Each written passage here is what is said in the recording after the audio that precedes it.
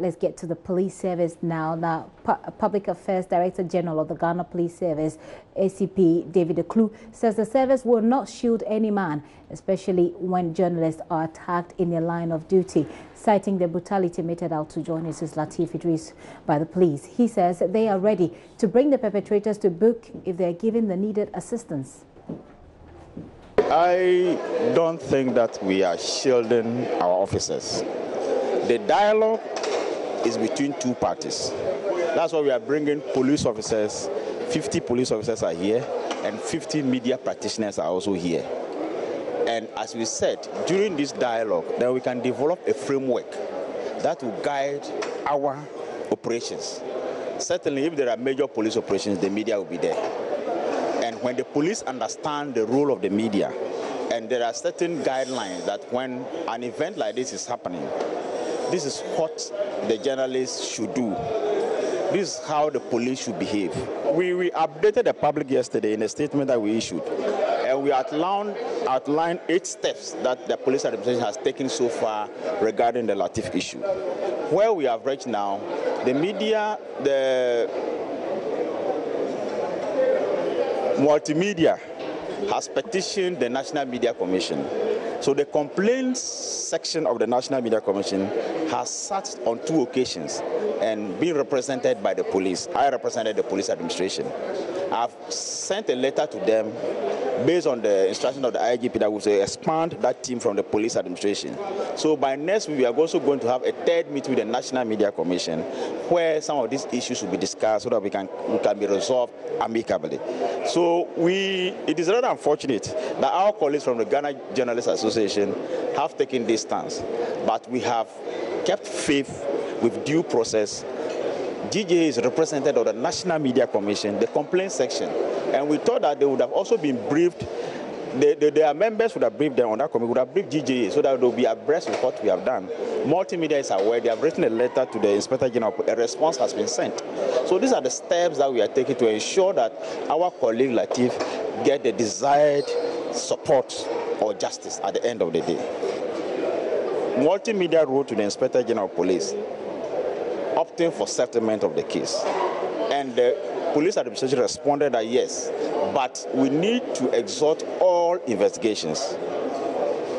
Where we are left now is that Latif indicated that he could bring witnesses. He also said on the media that he could identify the police officers. So we have made, even I was at the media, multimedia UFM 3 days ago, and I was told that he's flown out of the country for further treatment. So we have made that effort so that he can come and help us get that information. Then if at the end of the day we draw a blank, we are unable to determine what happens, then we'll bring that investigative aspect to a closure.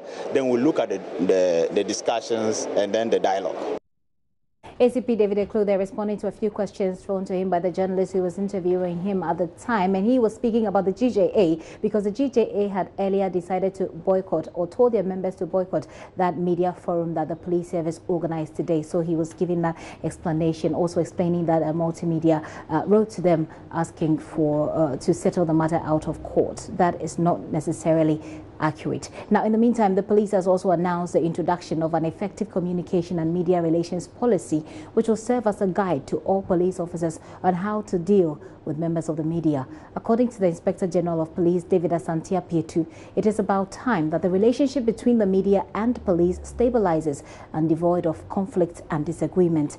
He says the 2 parties are working together and it is crucial for them to do so for the development of the country. The police, as a human institution, sometimes operate in a manner that appears to threaten the freedom and independence guaranteed the media by the Constitution.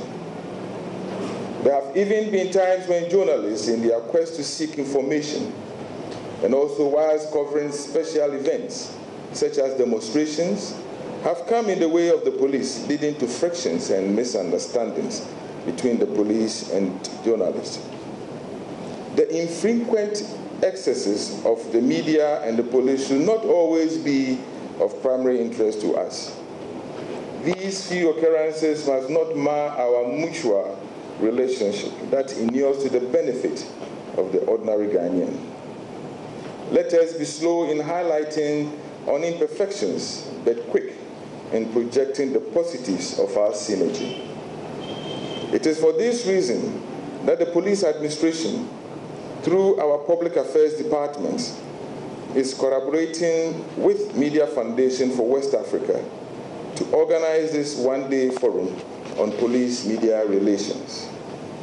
It is my hope that this forum will discuss frankly all the issues that lead to or may lead to police-journalist clash, police-journalist conflict, or police-journalist misunderstanding, and find solutions to them. Today, I want us to wear solution-oriented glasses and do away with our problem-oriented positions. It is my hope that this forum will strengthen relations between members of the Ghana Police Service and the media in Ghana and beyond.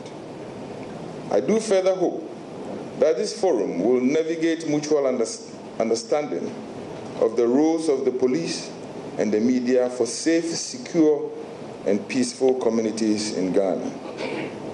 I believe that this forum will build the capacity of police officers and journalists on effective media handling and conduct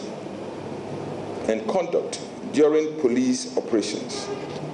Finally, it is my hope that this forum will offer an opportunity for participating police officers and media representatives to brainstorm and come out with blueprints for developing a manual that will guide police-media relations, especially during major police operations. Ladies and gentlemen, it is worth mentioning that under this administration, we shall continue to pursue a robust transformation in the police service that is aimed at actualizing the vision of the Ghana Police Service to be a world-class police organization capable of delivering planned, democratic, protective, and peaceful services up to the standards of international best practice.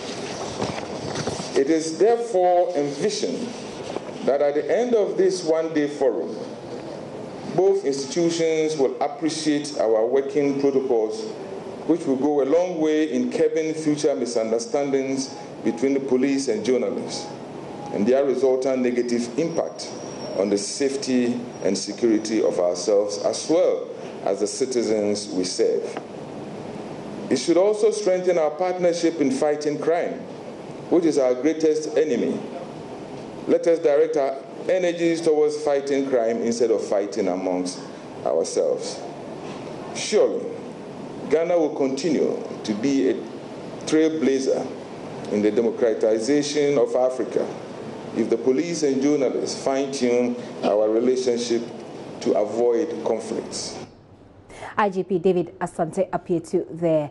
Executive Director for the Media Foundation for West Africa, Suleiman Brahima, says the only way forward is to continue dialoguing. Our view is that whether or not the perpetrators are members of the security forces or organized group, political activists or civilians, the police has a critical role to play, because ultimately we will look up to the police to find a solution to such violations against journalists. And around the world today, the safety of journalists is an important issue. And at the UN level, 2 resolutions have already been adopted, and currently a new resolution is being worked on that is focusing on prevention rather than investigating crimes or offenses that have occurred against the media. And over the last 2-3 years, we've also worked quite closely with the Ghana Police Service, and we do appreciate the commitment and support from the leadership of the police here. In 2016, during the elections, we had the support of the leadership of the police to organize a similar forum with journalists. And thankfully, the elections passed and there were no incidents against the media. Based on the commitment and the professionalism exhibited by the Ghana Police Service, when the Liberian elections were up, we sought permission from the IGP, and he graciously honored us with 2 personnel who accompanied us to Liberia to share the experiences from Ghana. And the Liberian Police Service deeply appreciated the level of knowledge, the level of professionalism that was shared with them. We did the same thing when the elections were up in Sierra Leone just a few months ago. Again, we had officers from the Ghana Police Service to join their colleagues in Sierra Leone to interact with the media and share with them some best practices that they've learned over the years in Ghana. And we thought that this is something that is so commendable. And of course, even as we have issues relating to abuses against journalists by some police officers, the solution is not to say that we would not want to talk with the police. We think that the way forward is to dialogue.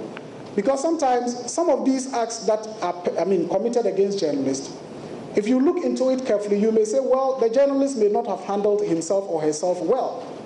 At other times, too, the journalist may have done what she or she is supposed to do, but perhaps the police officer may not have also acted the way it ought to be. So the best thing is to have a dialogue, to have a conversation, come up with a framework that would guide us going forward. Suleiman Abrahima is head of the Media Foundation for West Africa there. And let me re-emphasize that Multimedia Group has not written to the police to go on a out-of-court settlement on this matter. Actually, it was a suggestion by the National Media Commission when they met on that matter. You're still watching The Pulse with me, Gifty and Dopia.